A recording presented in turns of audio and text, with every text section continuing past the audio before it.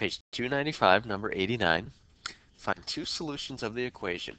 Give your answers in degrees and radians. And the equation we're given is sine of theta equals 1/2.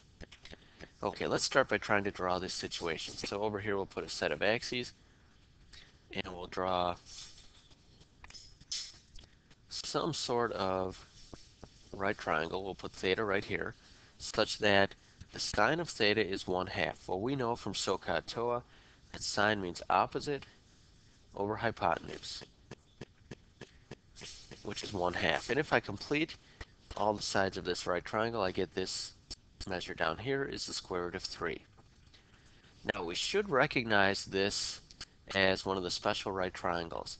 And in doing so, we should know that this angle here is equal to 30 degrees.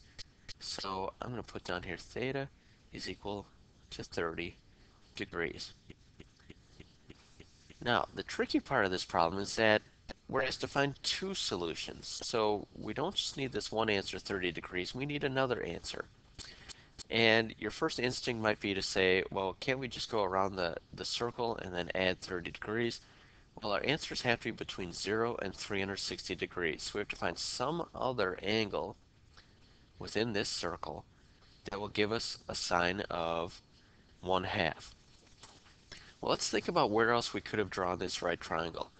If I draw this triangle down here in quadrant 4, that dimension 1 will be downward, so that'll be negative. If I draw it in quadrant 3, it will also be negative. But if I draw this same triangle over here in quadrant 2, my sine is still 1/2.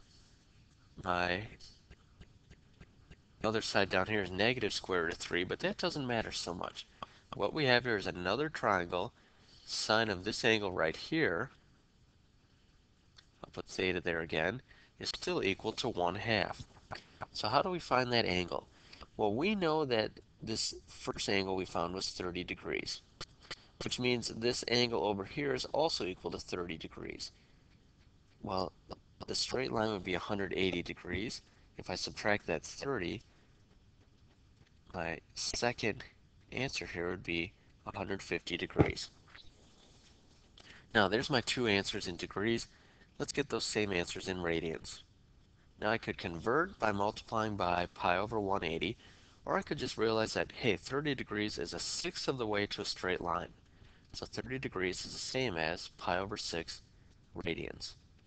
150 degrees is 5/6 of the way to a straight line, so I can write that as 5 pi over 6.